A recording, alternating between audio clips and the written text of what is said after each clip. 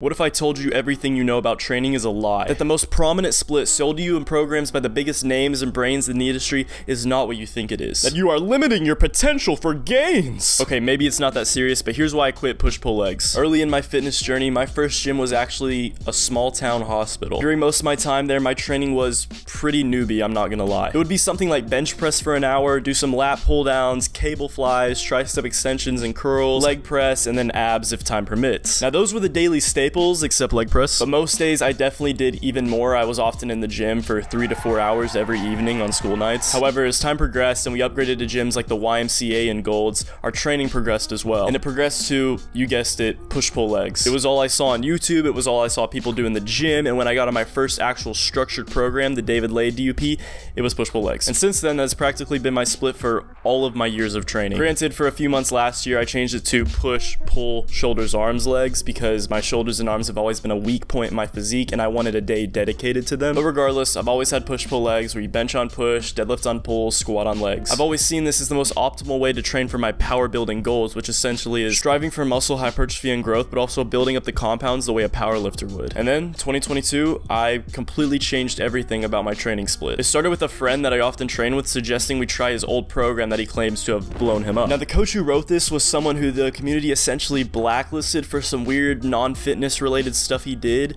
but regardless, apparently he was a great coach. So eventually I was like, screw it, okay. My friends swearing by it, plus numerous big names in the fitness industry were under this coach's wing around the same time as he wrote this. And looking back, all those big names were progressing at an insane rate, so he sent me the program and we started it. Day one was already requiring me to do something that felt so wrong: squat and bench press. I felt like I was breaking all the laws of gym bro, and I'm not gonna lie, I liked it. So the way this program works was typically 2 compounds a day. Mondays and Wednesdays are squat and bench, while Tuesdays and Thursdays are deadlift and overhead press. And then after your compounds, you usually have a handful of hypertrophy focused accessories. Your compound on Friday is bench press, but it's usually a variation such as pause or close grip. And Saturday is where the fun happens, an SBD day, typically with rep ranges like 5-3-1 or 3-2-1. Sundays are programmed as a rest day, but if I feel up to it, I'll usually go and train whatever body part I feel is lagging. And I'm not gonna lie, it was very odd at first. However, right off the bat, training compounds 3 times a week quickly proved to be extremely beneficial. Which makes sense, you're adding an entire extra session a week compared to push-pull legs. And that's definitely the first major benefit I would say this has over PPL. I know you can argue,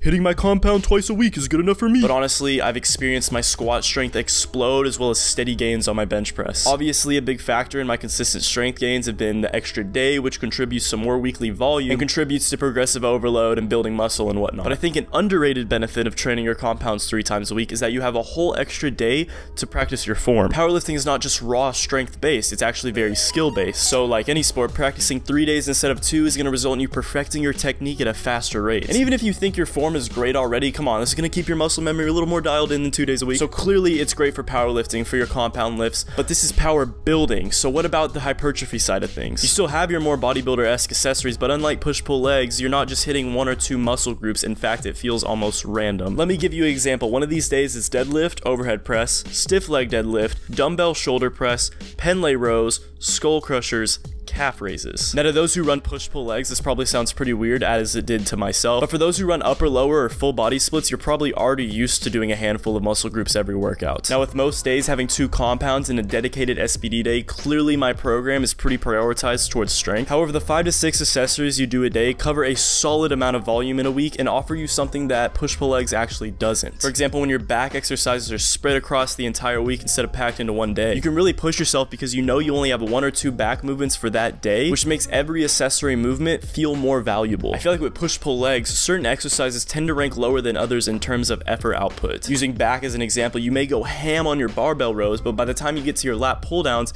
you have less in the tank. You're already pretty fatigued, and now that set is limited because of that. Does it mean that exercise is now not effective? Of course it doesn't, but you get where I'm going with this. Now compared to when your only back workout of that day is a 3 sets of 10 on lat pull downs, you're gonna make sure those 3 sets of 10 are as valuable as possible. But nothing is perfect for everyone, so you're probably wondering if I experienced any problems with this program. You may have noticed when I was mentioning my lifts exploding, I did not mention deadlift. And that's because within 2 weeks of the program, my hip flexors were fried from all the sumo deadlifting, which greatly limited my strength output and resulted in me skipping deadlifts some days, which was actually the only time I really deviated from the program. That being said, I'm sure there's plenty of people that can perfectly handle deadlifting 3 times a week, and maybe I just need to work on my hip flexors, but either way, I feel like it was worth mentioning. Another flaw for me in this program was the fact that the main quad accessory was leg extension. In fact, it was the only quad accessory. Leg extensions for me is typically more of a finisher, and that's because I find movements such as walking lunges much more beneficial for building up my legs. But that's not a big deal considering I eventually just made the swap anyways. Which brings us to the big question: should you quit push-pull legs? Because let's be real here, push-pull legs is one of the most popular splits for a reason. You train everything twice a week and you have days dedicated to a group of muscles that complement each other. And clearly a lot of people love that because you see people that love their chest day, or they love their back day, or they love their leg day. However, for me personally,